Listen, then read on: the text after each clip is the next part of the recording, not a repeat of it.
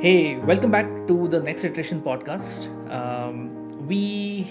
In this podcast, explore engineering and product practices and how they affect business outcomes. And today we're going to talk about delegation. This is our third episode in the series of delegation. And what we've covered so far is why is it so hard, especially for new tech leads, to delegate. And then in the last episode, we've covered the implications or the impact that that has on the team and on the new tech lead themselves. And today we're going to dive into a few tips that might help you in that journey. If you're a new tech lead, if you've picked up a new set of responsibilities, then some of these tips might help you. Or if someone that you know in your team has picked up new responsibilities, it might help them. So share this episode with them then. So, what's the first tip, Chirag? Do you want to take us through it? Yeah, I think the most important thing while delegating is to make sure that the delegate understands the why really well behind the task. Mm, Uh, and this is the if you can get this one thing right, everything else is likely to follow on much better from that. So take the time to truly to think about uh, how this task fits into the big picture. Why does it matter? What are its interconnections with other tasks and other activities that have been done or are going on or are going to follow on from here? And share that context with people. mm, That can make a huge difference to people's sense of connection with the task. People's quality and outcomes of the tasks are likely to go up. Motivation level is likely to go up because people then find more meaning, more of a sense of purpose by just being clear about how this fits into the big picture. right. Yeah, that's a great point. And following on from explaining how it fits into a big picture, I think one of the very important things is also to define what good looks like for this particular task itself.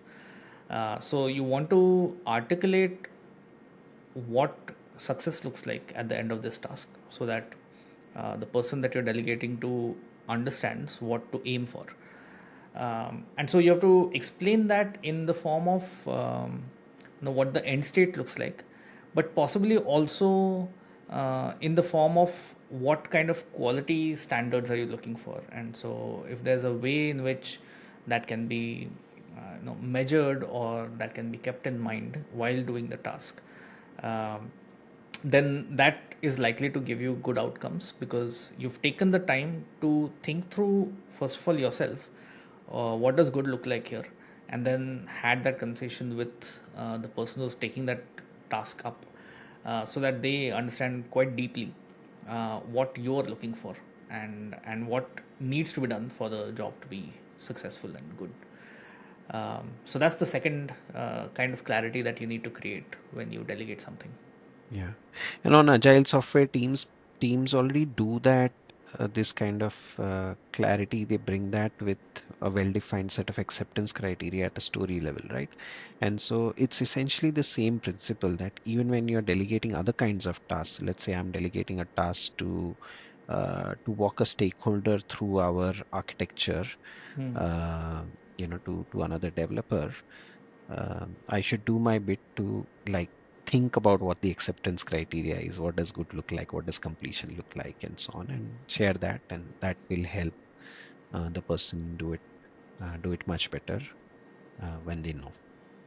Right. Right. And so once you've shared the why and the big picture, and once you've shared what good looks like, what is the definition of done, etc., then you should trust the team member to figure out the rest of the details, specifically the how. So that is at the heart of good delegation, is that trust that I will uh, give you all the context and take the time to answer any questions and clarify any things about this big picture context and zoomed out view. And after that, I will let you figure out how you want to go ahead and do it, and then also have that belief that it doesn't matter exactly how they reach from A to B. What's important is that they reach B. Uh, Right. so you have to learn to abstract out some of that details, and extract yourself out of that details, and let the team members figure out the how, and trust them that they'll do a good job. Right. Yeah, I think one of the other things that we covered in the earlier episode was that it's very difficult to start this journey of delegation. And so, like anything that is difficult, like we say, releases are difficult, so you should do them often, and keep them really small. And so the idea is that you do daily releases or at least weekly releases, because you want to automate whatever you can and get in the practice of really doing the hard stuff, so that it doesn't feel hard anymore. And it's the same with delegation. So the way to really get good at it is to start small, and do it very frequently. So when you plan your day in the morning, you can create a whole list of things that can be done by other people, should be done by other people, and then actively look for opportunities to get other people involved in doing them, rather than take it upon yourself to finish your entire to-do list. Mm. Right. So the other thing to get right in delegation is how much support to provide and how much autonomy to provide Hmm.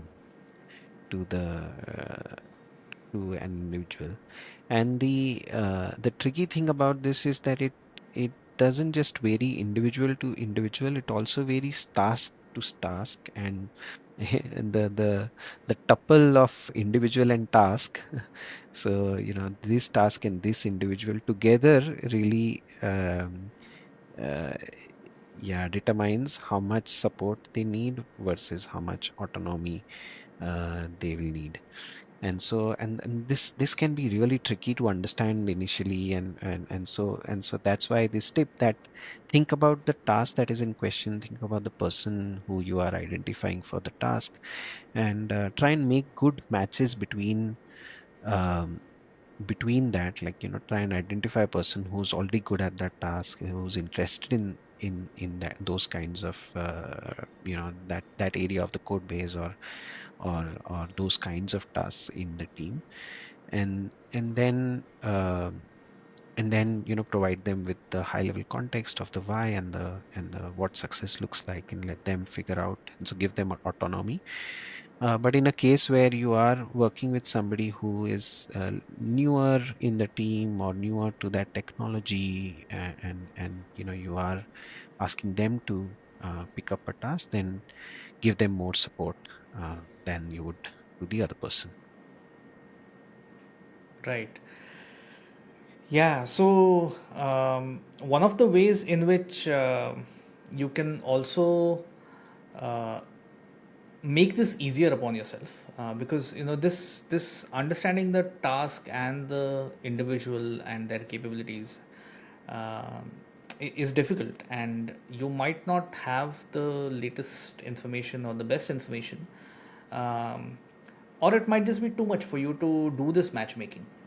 And so, one way in which you can make it easier for everyone is to use self signups, because it first of all it reduces awkwardness, because you are not now asking someone to do something, you are letting them sign up for the thing that they think they can do best. And so the group is now bringing all of its intelligence together to do the matchmaking, rather than you trying to do the matchmaking individually. And so yeah, that helps a lot. It also creates that much more keenness to finish what you've signed up for, and people will go beyond their regular effort to get it done, because they have signed up for it rather than someone having asked them to do it. So yeah, there are several benefits of self signups. That's a whole series of episodes by itself. But that's a great way to sort of reduce this awkwardness and reduce the dependency on you to delegate the right things to the right people. Yeah. Right. And so now let's say you have done all of these right things. You've started to delegate. You've delegated it in the at the right level of detail, given them context, all of that. You've done that. Now it's towards the end of the task, and the task is done or close to being done. That's when you would have the opportunity to see what the end result of that task is that the team member has picked up. And sometimes you'll find that it's awesome, and sometimes you'll find that it's a bit lacking. Hmm. And in either of those cases, that's a great opportunity for you to, as a tech lead, then give good feedback to the team member. So tell them very clearly and constructively what is it that they can do further to improve the outcome and the like if it's a code piece of code, then what can they do more to make sure that it works better or is just cleaner. um, so share with them that kind of improvement oriented feedback very clearly, as well as share with them those things that you think they did really well, because that also helps them improve their own confidence for the next time. This feedback loop really helps you get better, get your team better over time. It gives you a sense of also of what you might have missed out on providing them with for them to have just succeeded right in the first go itself. But do this feedback loop very consciously, because it helps create improvements over a few cycles. Yeah, and just a addition to that is give credit whenever you're talking about uh, stuff in outside the team, even inside the team, but especially when it goes outside the team.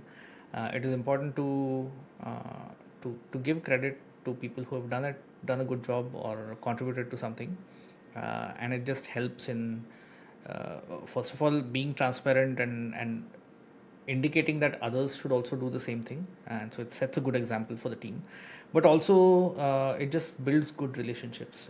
It feels like you are not trying to take credit for everyone else's work in spite of you being accountable for it. So you would take accountability for the quality of the work that has happened, and for that purpose you will give the feedback like Chirag was saying. But uh, but having the clarity that someone else has worked on this or contributed towards this for any outside stakeholder just gives that much more confidence to the team and builds a really good relationship. So Yeah, yeah, it's uh, just just sorry. just one more thing to add, Akshay, on that. The It reminded me of two of the tech leads that I had worked with very quite Mm, long back in my teams, the Matt and Greg. And they used to have, this just brilliant memory for where ideas came from in the team.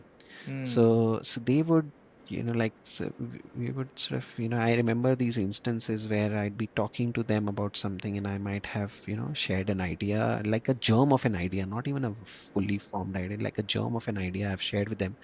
They've probably gone back, thought about it more, and connected with other things that they would have probably already be thinking about, and convert that into like a proper idea.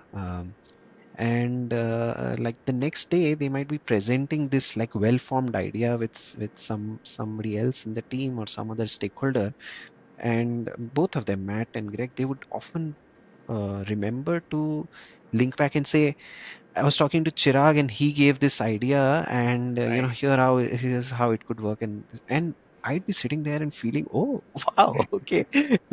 I never knew that what I contributed was so beneficial. But like that conscious effort to give credit, I think had a really positive impact on my confidence, my sense of belonging, my sense of connection with them, and so on. It's just so Yeah, I wonderful. mean, this must have happened decades ago, and you still remember the names and you talk passionately about them, and that just tells a lot, right? There's that saying that you don't leave the organization, you leave your leader or your manager, And so, yeah, it's a really good example to say that that's the kind of impact that you are able to create in that position, and so you should take all opportunities to do that by giving credit where it's due. Yeah, really good story. Cool. So yeah, so those are a few tips on how to get this complex issue of delegation right, how to get started, how to do it well once you've gotten started. Um, but of course, like we said in the previous episodes as well, this is a long journey, and even veteran leaders struggle with delegation. It's a balancing act that you have to take care of every time you delegate something, and so yeah, hopefully these tips help, but there's a long road ahead of you.